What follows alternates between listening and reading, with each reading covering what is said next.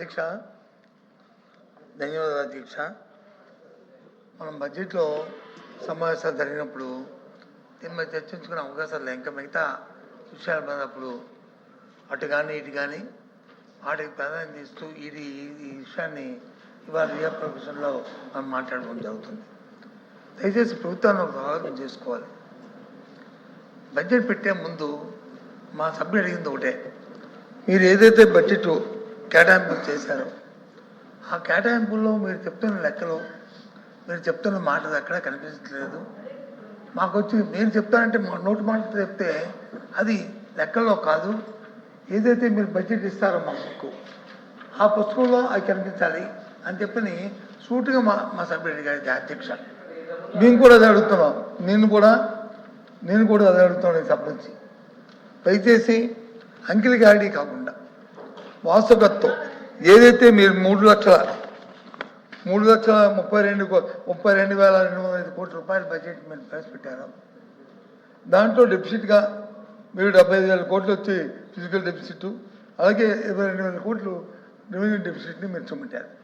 ఇది వాస్తవం. ఇది దాన్ని ఏ రకంగా మీరు రికవర్ చేసుకుంటారని అడిగితే దానికి వచ్చి మీరు వచ్చి బుల్డోజ్ చేయడం ప్రయత్నం చేస్తారు. ఇది ఇవాళ బుల్డోజ్ చేయొచ్చు, రేపు బుల్డోజ్ చేయడం అవ్వదు. ఎందుకంటే వచ్చే సంవత్సరం మళ్ళీ ఇదే సమావేశంలో మీరు మళ్ళీ పాత లెక్కలు చూపెట్టి చెప్పాలి. అప్పుడు చెప్పినప్పుడు వాస్తవాలు తెలుస్తాయి. దయచేసి నేను మీ ద్వారా ప్రభుత్వాన్ని అడుగుతుంది ఏంటంటే వాస్తవ విషయాలు చెప్పండి. ఎందుకంటే ఇందాకే చెప్పారు ఏదో పంజాబ్ నేషనల్ బ్యాంక్ అని, Government of India, bank of Baroda చెప్పారు. ఓకే బ్యాంక్ ఆఫ్ బరోడా చెప్పారు. నేను చెప్తాను కేంద్ర ప్రభుత్వం తాలూకా నివేదిక ప్రకారం ఇవాళ ఆంధ్ర రాష్ట్రం 22వ స్థానంలో ఉంది. దేంట్లో? రెవెన్యూస్లో, జిఎస్టీ కానీ వసూలులో కానీ ఓన్ రెవెన్యూస్లో 22వ స్థానంలో ఆంధ్రప్రదేశ్ ఉంది. ఇది వాస్తవంగా చెప్పండి. ఇది నేను చెప్పింది మొత్తం చెప్పండి. ఇదే కాదు, కాగ్ రిపోర్టు నేను చెప్పింది కాగ్ రిపోర్టు 9 నెలల కాలంలో 22వ స్థానంలో ఉన్నది కాగ్ రిపోర్టు. ఇదే పేపర్లో చూపెట్టి కేంద్ర ప్రభుత్వం కాదు, ఇది మీరు చెప్తుంటే మేము ఇంకోటి అధ్యక్ష, దయచేసి మళ్ళీ మీరు అడిగితే మీరు ప్రతి ప్రశ్నకి ఆన్సర్ చెప్పాలి, నేను చెప్పొచ్చాను అడుగుతాను. మీరు ఇందాక అన్నారు, మీరు అది ఇచ్చిన చేసుకోండి, మీరు మాట్లాడుకోండి, అభ్యంతరం లేదు, నేను కూర్చుంటాను. పంపండి, అది ఎక్కడ ప్రింట్ అయిందో చూద్దాం ఒకసారి అనేటువంటి తప్ప వేరే ఉద్దేశం కాదు. దయచేసి సార్, నేను చెప్పాను మీకు సాయంత్రం 7 గంటల వరకు కూడా దీని మీద రిప్లై చెప్పడానికి మేము సిద్ధంగా ఉన్నాము. ఎంతసేపు వాకౌట్ చేసే ఆలోచన మాత్రం మీరు పెట్టుకోవద్దండి.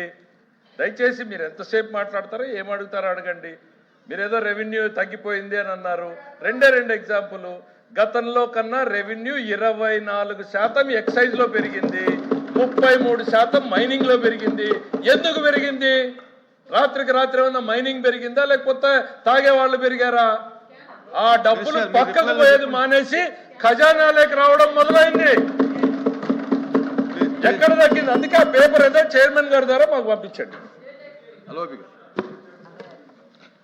అధ్యక్ష, ఫైనాన్స్ మినిస్టర్ గారు సమయం పాటించట్లేదు, ఊరికి ఆవేశం పోతారు. నేను చెప్పింది కాగ్ రిపోర్ట్. దయచేసి ఓపిక ఉండాలి. నేను వినడానికి మీ సభ్యులు మాట్లాడి ఓపిక ఉంది కదా, ఓపిక ఉండాలి. ఇది ప్రతిపక్షానికి పాలకపక్షానికి ఫైటింగ్ కాదు. ఇది రాష్ట్ర ప్రయోజనాల గురించి ఇంతమంది రాష్ట్రంలో 5 కోట్ల మంది ప్రజలు సమీక్షిస్తున్నారు, చూస్తున్నారు. వాస్తవం మీరు చెప్పింది, మేము చెప్పింది అమాయకుల ప్రజలు నిజమేననేది టీవీ ద్వారా చూస్తున్నారు. దయచేసి ఆలోచించేయండి.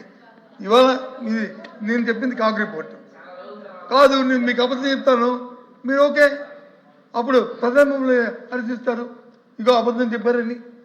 ఓకే, అది కాదు. నేను అడుగుతుంది అంటే స్ట్రైట్గా ఏ రకంగా ఈ 3 నెలల కాలంలో మీరు వచ్చి మీకు వస్తున్న రెవెన్యూ చేసిన 75,000 కోట్లు కాకుండా 1,15,000 కోట్లకి తీసుకెళ్తారు, ఏ రకంగా వస్తుంది, అది సాధ్యమా అని అడిగాము.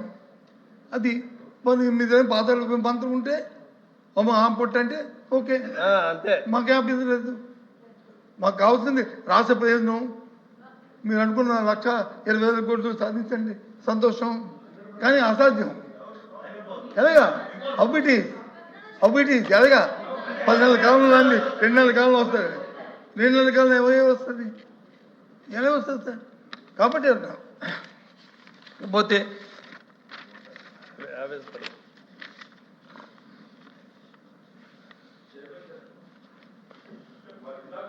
మంచిది కాపీ పంపిస్తే సార్ అరే చూసి దానికి రిప్లై చెప్పాలి కదా. మీరు ఏ కాగ్ రిపోర్టో ఒకసారి పంపించండి సార్. మీరు పేపర్ చూపించిన తర్వాత ఇక్కడికి పంపడానికి ఎందుకు సార్ ఇంత సమయం మీకు? If it is a CAG report, లేదు పలానా ఇయర్ కాగ్ రిపోర్ట్లో పలానా పేజీ అని చెప్పండి, నేను చూసుకుంటాను. అది నిజమైతే నిజమని చెప్తాను, కాదంటే నిజం కాదండి సత్యబాబు గారు అని చెప్తాను. సార్ ఇదేంటి సార్ ఇది? సార్ ఇది మిస్లీడింగ్ ది హౌస్ సార్. ఇది sir this is the misleading the house sir. Sir ఇది misleading the house sir. Chairman గారు this is misleading the house. Copy ఇవ్వండి సార్, కాపీ నాకు ఇవ్వండి సార్.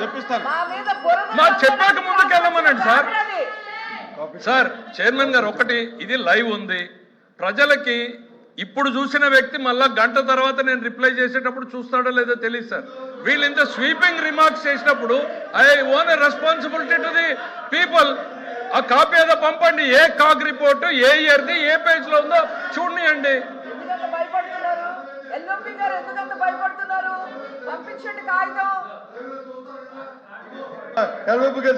నేను అడిగేది ఒకటే సార్, కాగ్ రిపోర్ట్ ఉందా లేదా సార్? మీ చేతిలో ఉందా లేదా? రిపోర్ట్ ఉందా లేదా? రిపోర్ట్ మీ చేతిలో ఉందా లేదా సార్? రిపోర్ట్ ఉందా లేదా? Yes or no? రిపోర్ట్ చేతిలో ఉందా లేదా? Yes or no? బొత్సగారు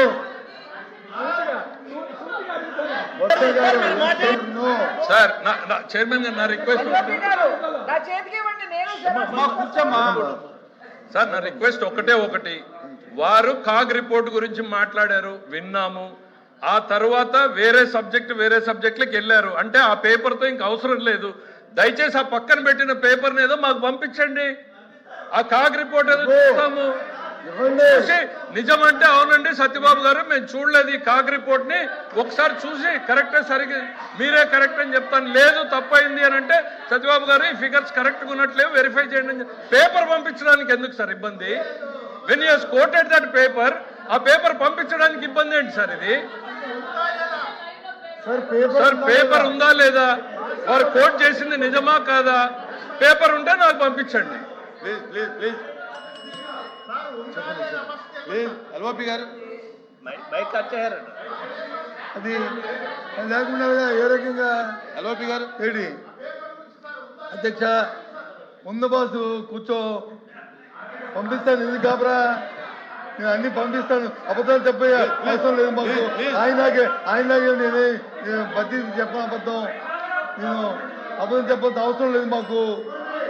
కూర్చో ఏంటి ఎందుకంత తొందర? కూర్చోండి. మాట్లాడుతున్నారు కదా, బుధాలు దొరుకుంటారు, బుధాలు దొరుకుంటారు, వాస్తవాలు చెప్తారు, బుధాలు దొరుకుంటారు. కూర్చోండి.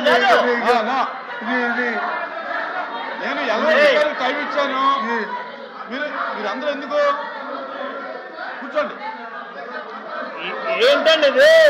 ఏంటిది? ఏంటిది?